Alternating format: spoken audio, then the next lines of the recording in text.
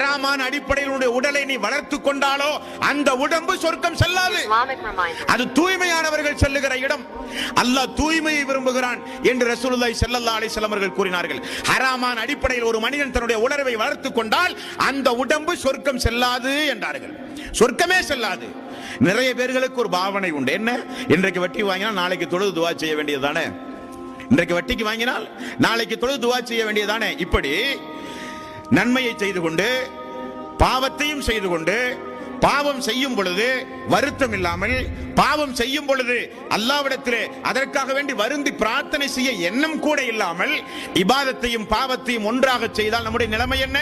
இன்ஷா அல்லாஹ் தொடர்ந்து நான் பார்க்கவிருக்கிறோம். ஆனால் ரசூலுல்லாஹி ஸல்லல்லாஹு அலைஹி வஸல்லம் அவர்கள் சொன்னார்கள், ஹராமையும் பார்க்க மாட்டார்கள், ஹலாலையும் பார்க்க மாட்டார்கள். அப்படிப்பட்ட காலம் அந்த காலம்.